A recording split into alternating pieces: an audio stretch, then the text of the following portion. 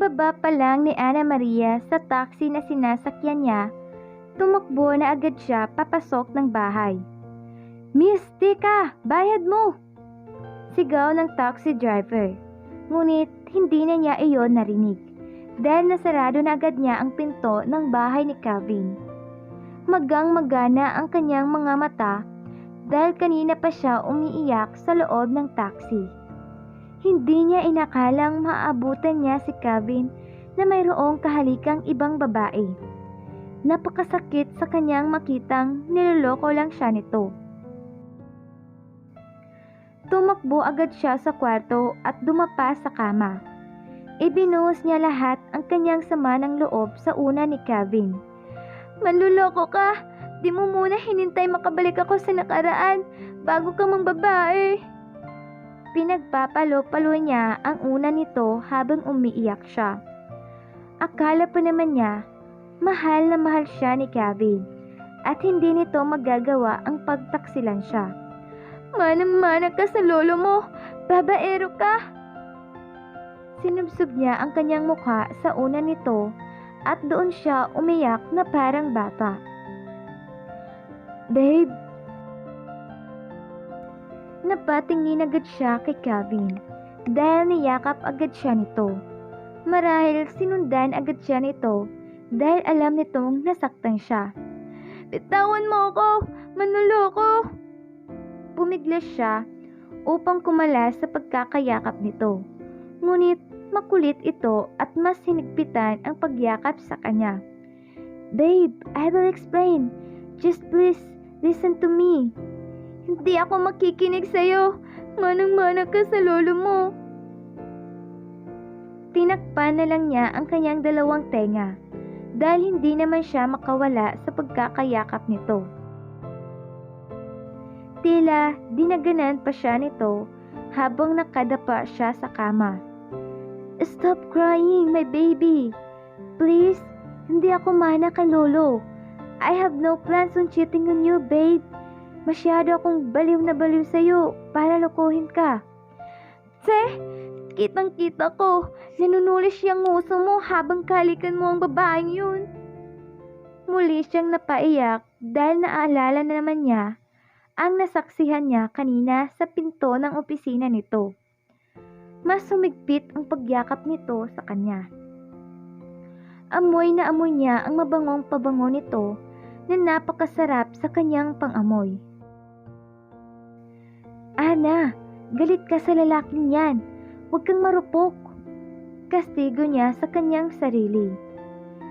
"Babe, siya lang ang humalik sa akin. Sakto lang nakita mo yung paghalik niya sa akin. Pero babe, maniwala ka naman. Hindi kita niloloko."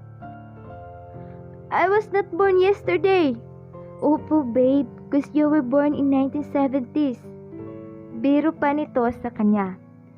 Lalong nagpantig ang kanyang tenga dahil nakukuha pa nitong magbiro. "Nakukuha mo pa talaga magbiro, Calvin? Anong akala mo sa akin? Walang pakiramdam, ha? Alam mo ba kung gaano kasakit makitang may iba kang hinahalikang babae? Sana naman, hinintay mo munang makabalik ako sa nakaraan bago ka mang babae." Napaiyak na siya ng husto at sumubsob siyang muli sa una nito. "I'm sorry na, baby ko. Please stop crying. Kaya nga, sinundan agad kita, oh. Tinakbo ko pa yung pagbaba ng hagdanan para lang maabutan kita. Gusto ko kasing mag-explain sa iyo, babe. Hindi kita niloloko. Please, maniwala ka naman sa akin, babe." Nagsusumiksik ito sa kanyang leeg habang yakap-yakap siya nito. "Layuan mo ko! Ang bigat mo, ano ba?" Pagsusungit niya. Ngunit ang totoo, nakikiliti na siya sa ginagawang pagyakap nito sa kanya. Nagugustuhan niya ang pakiramdam ng pagsuyo nito sa kanya. "Sungit naman ng babe ko. Please, maniwala ka na. Hindi ko din alam bakit nandun yung babaeng yun. Akala ko ikaw yung kumatok sa pinto, kaya binuksan ko agad. Nagulat ako nung siya yung makita ko, tapos bigla na lang niya akong hinalikan." But believe me, wala kaming relasyon. Ikaw lang mahal ko. Babe naman. Hinahalik-halikan nito ang kanyang ulo at pilit na tinitignan ang kanyang mukha. Please, babe, forgive me. I'm sorry kung hinayaan kong halikan ako ng babaeng yun. Hindi na po mauulit. Promise? Napapahikbi pa din siya habang patuloy siya nitong sinusuyo. Oo na, umalis ka na dyan sa likod ko dahil ang bigat-bigat mo. Kiss muna. Napatawad mo na ba talaga ako? Napasimangot siya upang pigilan mapangiti. Ganito pala ito kakulit kapag nangihingi ng sorry.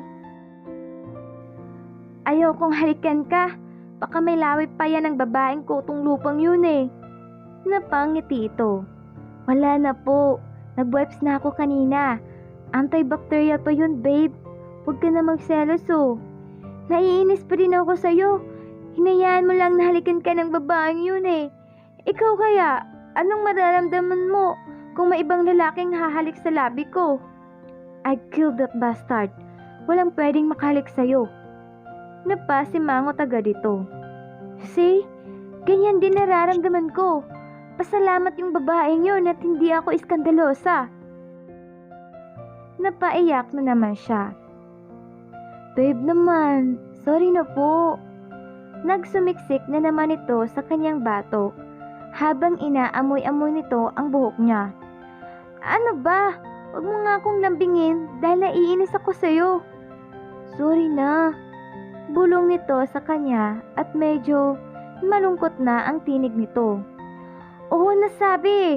Umalis ka na sa likod ko dahil ang bigat mo. Sa totoo lang, hindi naman ito mabigat. She loves the feeling of his hugs. Nawawala ang pagtatampo niya dito dahil sa pagyakap nito sa kanya. Pero syempre, naiinis siya. Babe, sorry na. Naging malambing na ang tono ng boses nito. Hindi siya kumibo. Babe ko? Babe mo mukha mo. Napangiti ito at hinalikan siya sa kanyang ulo. I love you. Sorry na, Ana. You don't have to worry, babe. She's nothing to me and you're everything to me. Kaya wala kang dapat ipagselos. Nag-iisa ka lang sa puso ko, babe. Hindi siya kumibo. Umalis ito sa likuran niya. Nakaramdam siya ng lungkot dahil umalis ito sa likod niya. Nagsawa na ba itong magsorry sa kanya? Napapasingot siya at di niya mapigilan tignan kung saan ito nagpunta o kung anong ginagawa nito. Nakita niyang may hinahalungkat ito sa storage room sa gilid ng kwarto nito. Babe, wait lang ha. Anito nang napatingin ito sa kanya. Napakalambing ng boses nito. Palibhasa, may nagawang kasalanan. Ewan ko sa'yo. Inirapan niya ito at muli siyang humiga sa kama. Kahit papaano, nabawasan ang bigat sa puso niya. Dahil heto agad ito at sinusuyo siya. Napatingin siya dito dahil bumalik palapit sa kanya. Napakunot ang noo niya dahil may hawak itong isang gitara. Umupo ito sa gilid ng kama habang nakahiga siya. Ano yan? Kunot noong tanong niya. I love you, Ana. Matagal ko nang hindi nagagamit tong gitara ko. Let me sing a song for you. Pagkasakaling mapatawad mo ako. Napakagatlabi siya dahil hindi inaasahang kakantahan siya nito.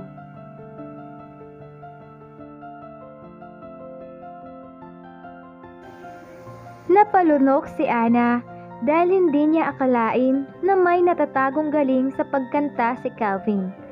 Unang kalabit pa lang nito sa gitara, napatulala na siya. Bagay na bagay sa lalaking ito ang maggitara.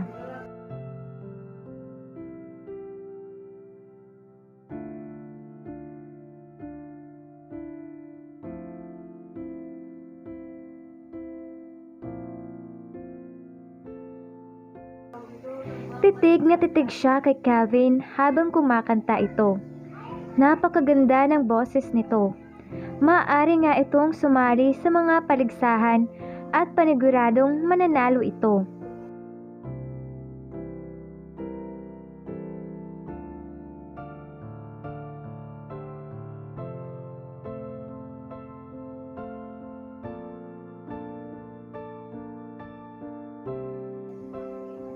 Napapangiti ito habang kumakanta dahil napapangiti na siya ng paunti-unti.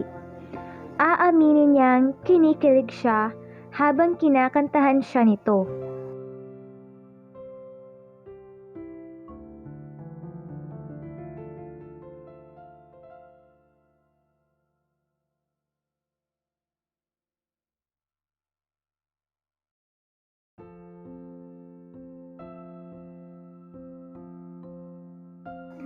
Damang-dama niya ang bawat lyrics sa kinakanta nito. Ngayon lamang niya narinig ang kantang iyon dahil sa panahon nila hindi pa sigurado na isusulat ang kantang iyon.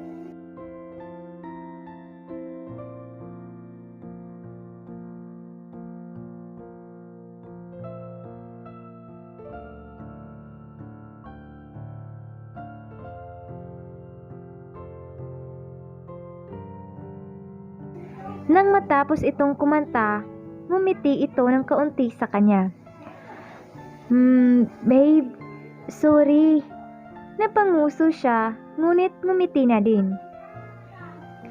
Sige na nga, kung di lang maganda ang boses mo, hindi na kita papatawarin eh. Natuwa ito at niyakap agad siya. Mahigpit na mahigpit ang pagyakap nito sa kanya. Hinalikan din ito ang kanyang noo ng ilang beses.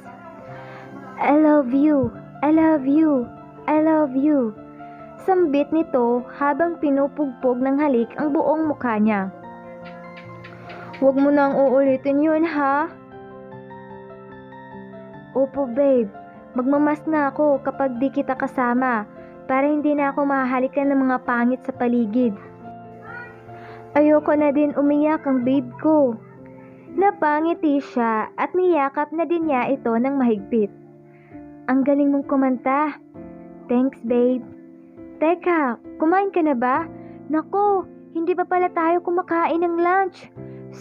Sorry, naibagsak ko kasi yung ulam kanina kasi nagulat ako sa inyo eh. Sweet naman ng babe ko. Iniisip agad kung nakakain na ako kahit kakabati pa lang natin. I love you. Muli siya nitong niyakap ng mahigpit. Mas nagiging cheesy ka na, Calvin, habang tumatagal tayo ha? Tara na nga, kumain na tayo sa ibaba. Gutom lang yan. Napapangiti siya dahil nagiging baduy na ito sa sobrang paglalambing sa kanya. Di niya inaasahan na magiging ganito ito kalambing sa kanya. Mas minamahal kasi kita. Natawa na siya ng tuluyan. Habang pangiti-ngiti lang ito. Nako, bolero! Tumayo na siya upang bumaba sa kusina. Mayroon pa naman na tirang ulam sa kaldero, kaya iyon na lang ang kakainin nila. Sinundan siya nito sa kusina. Habang nagsasalin siya ng ulam, yumakap ito sa kanyang likuran. I love you. Napatigil tuloy siya sa ginagawa niya. Dahil heto na naman ito at naglalambing sa kanya. Naku, naglambing na naman. Kain muna tayo. Hindi ko na kayang mabuhay kung mawawala ka sa akin. Naramdaman niyang may lungkot sa tono ng pananalita nito. Kaya napalingon agad siya dito. Napansin niyang namumula ang mata nito.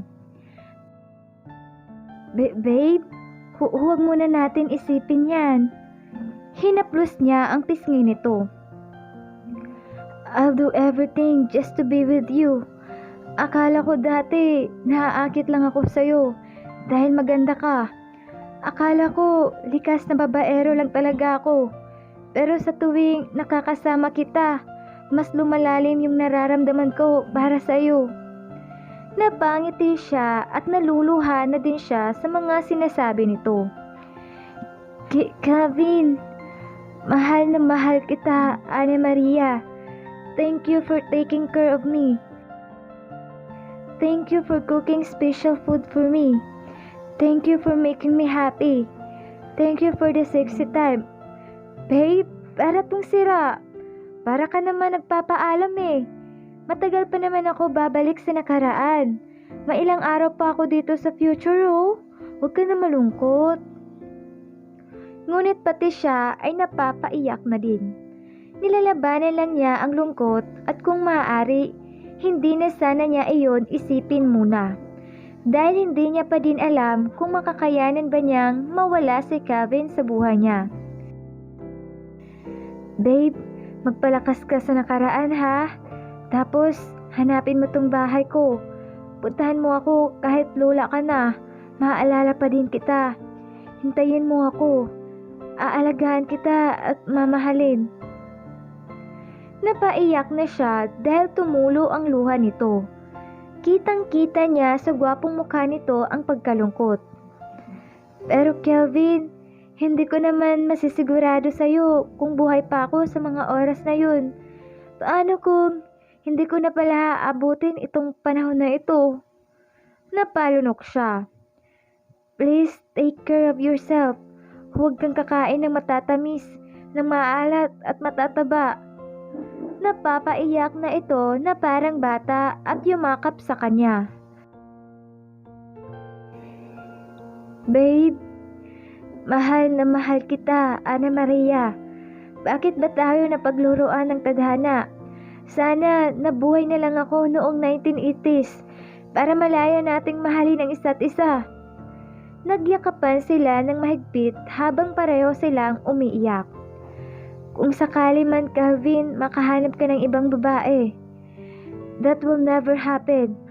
Ikaw lang ang gusto kong mahalin habang buhay. Kaya, hihintayin kita. Please, kahit lola ka na, tatanggapin pa rin kita, babe. Dahil mahal na mahal kita. Napaiyak siya. Napakasarap nitong magmahal. Ngunit alam niyang imposible ang pinapangarap nito. Kung sakali man, panigurado, kasing edad na niya si Felicia habang ito ay binatang-binata pa. Para sa kanya, hindi iyon magiging patas para kay Calvin. He deserves somebody who will take care of him. Ayaw niyang maging pabigat dito. Kung sakaling lula na siya sa kapanahunan nito, mas pipiliin na lang niyang pagmasdan ito sa malayo at mahalin ito ng lihim. Hindi siya magpapakita pang muli kay Calvin kapag bumalik na siya sa nakaraan.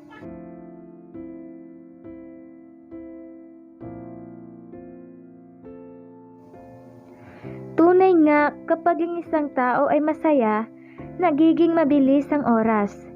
Para bang tumatakbo iyon nang hindi mo namamalayan. Hindi mo kayang pigilan ang pagtakbo ng oras. Hindi mo namamalayan na uubusan ka na ng oras. Ganyan ang nararamdaman ni Ana Maria. She felt so much love and happiness in Calvin's arms. Sa piling nito, natagpuan niya ang tunay na ligaya at pagmamahal na matagal na niyang inaasam. Calvin always taking care of her. Palagi itong pinararamdam sa kanya na siya lang ang babaeng mamahalin nito araw-araw. Minsan pa nga, nagkaroon siya ng sipon, nag-absent pa ito sa trabaho upang bantayan lamang siya. Pinagtawanan niya ito dahil nasobrahan na ata ito sa pagkahumaling sa kanya.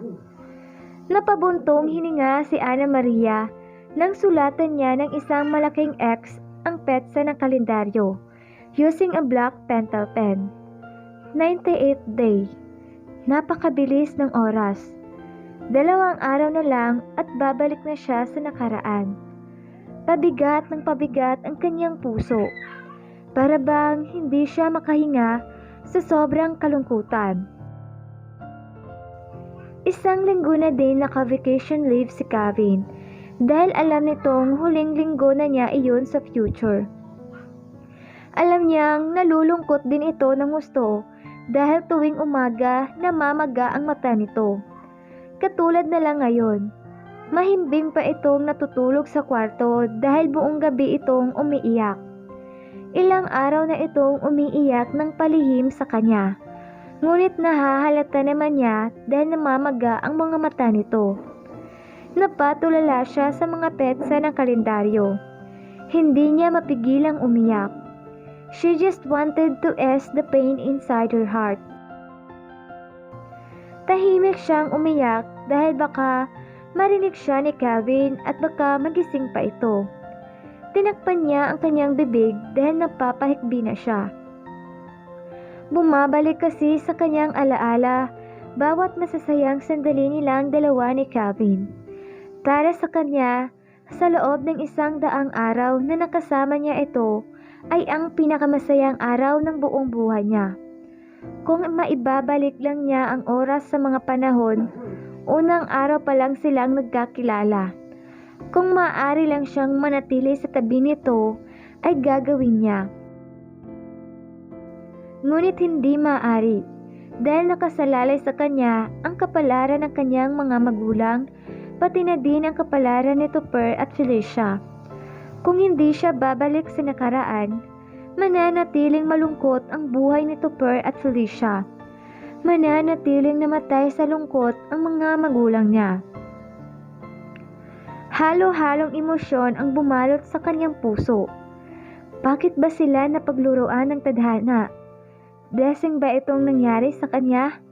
Bakit parang ang hirap-hirap? Lalo na nahulog na ang loob niya kay Calvin at ito na ang taong gusto niyang makasama habang buhay. Pinunasan niya ang kanyang luha nang makarinig siya ng kaluskos mula sa second floor. Mukhang gising na si Calvin, kaya kailangan niyang ayusin ang sarili niya. Nagmadali siyang pumunta sa kusina upang magkunwaring busy sa paghahanda ng kanilang kakainin. "Babe," tawag nito sa kanya habang pababa ito ng hagdanan. Yes, babe. Nandito ako sa kusina," sagot niya. Sapat lang ang kanyang sigaw upang marinig siya nito. Maya-maya pa, naramdaman niya ang mahigpit na yakap mula sa kanyang likuran. "Good morning, babe." Napapikit siya at pinigilang mapaiyak. Mamimiss niya ng gusto ang lalaking ito, lalo na ang mga good morning kisses nito. Ngunit hindi niya maaring ipakita dito na nalulungkot siya dahil malulungkot din ito. Good morning din, babe ko." Pilit niyang pinasigla ang kanyang boses.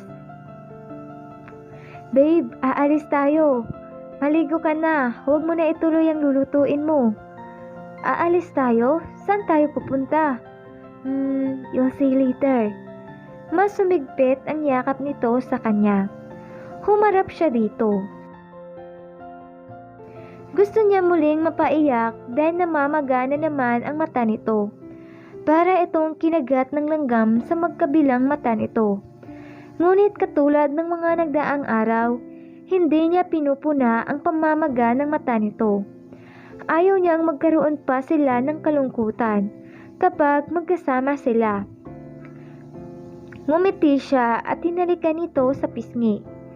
Tinitigil niya ang mukha nito habang nakatingin din ito sa kanya. She will always remember his beautiful face. Hinding-hindi na niya makakalimutan ang lalaking ito. "Saan tayo pupunta, babe?" "Maligo ka na para malaman mo. I love you." Niyakap siya nito at hinalikan ang gilid ng kanyang ulo.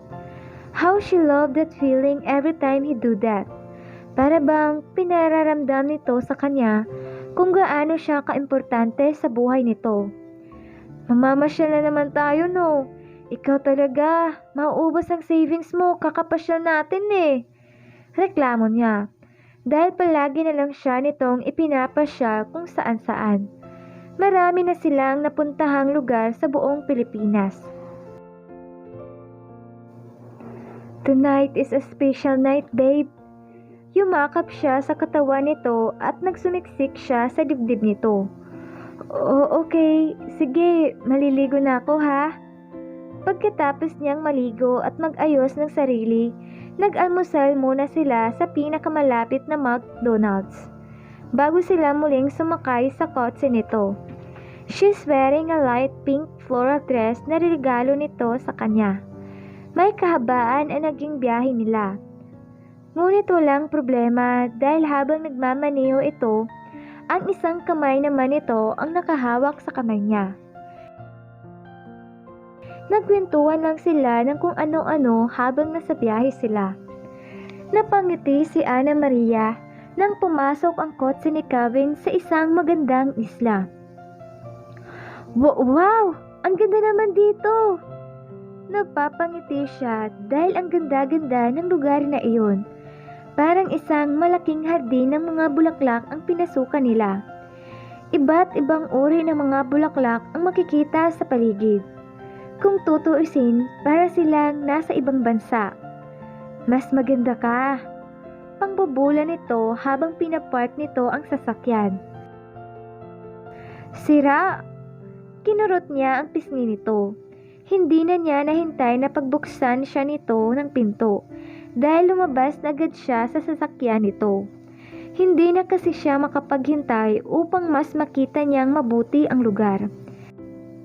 Hey! Reklamo naman ni Kevin. Lumabas na din ito ng sasakyan nito. Napapangiti ito dahil nakikita nitong masayang-masaya siya.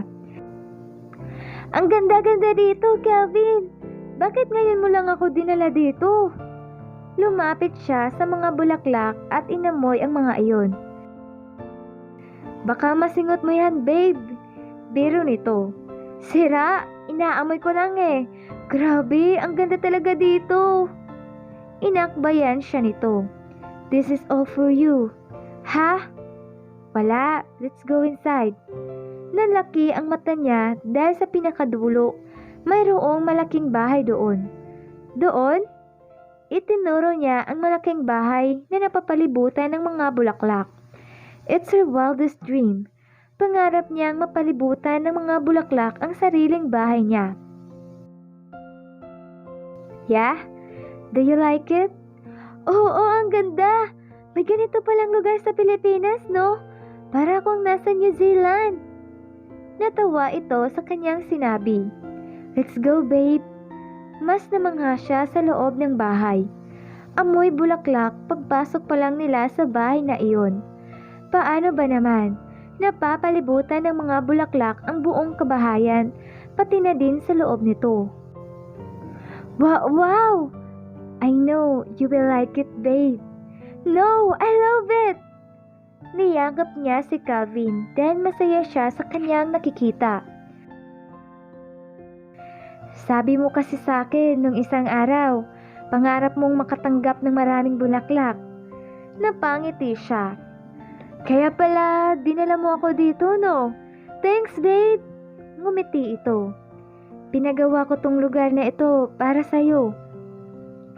Napanganga siya sa sinabi nito. Baliw! Biro niya. Alam naman niyang nagbibiro lang ito. Ngumiti lang ito at inakbayan siya. Inilibot siya nito sa buong bahay niya. Nagpicture pa sila sa bawat sulok ng bahay na ito. Ang ganda-ganda talaga! Yeah, sobrang ganda mo, babe. Napatingin siya kay Kevin dahil nakatitig ito sa kanya. Bolero? Namula ang kanyang pisngi. Sa tuwing sinasabi nitong maganda siya, ay kinikilig pa din siya. He gently touched her face. I love you so much. Pinigilan niyang mapaiyak dahil ramdam na ramdam niya ang pagmamahal nito sa kanya. Niyakap niya ito ng mahigpit. Nanatili silang magkayakap ng ilang sandali bago ito nagpaalam sa kanya na may kukunin lang daw ito. Iniwan siya nito sa isang kwarto ng bahay na iyon. Pumayag naman siya. Panay ang selfie niya sa bawat bulaklak sa dingding ng kwarto. Para siyang nananaginip lang sa sobrang ganda ng lugar na iyon. Kinurot niya ang kanyang pisngi at nasaktan siya. Ibig sabihin, hindi siya nananaginip. Napatigal siya sa pagsaselfie dahil may narinig siyang isang musika na nanggagaling sa labas ng bahay. Napakunot ang noo niya. Agad siyang sumilip sa bintana at hindi niya inaasahan ang kanyang makikita. Nakasuot ng white suit si Calvin habang napapalibutan ito ng iba't ibang taong may hawak na gitara. Panay nakaputi din ang mga iyon. May mga bulaklak sa ulo ng mga babae. "Hi babe, this is all for you." Napanganga na lang siya dahil nag-umpisang tumugtog ang mga ito ng isang love song. Para bang haharanay siya nito? Tuloy-tuloy ang agos ng kanyang luha dahil hindi niya ito inaasahan.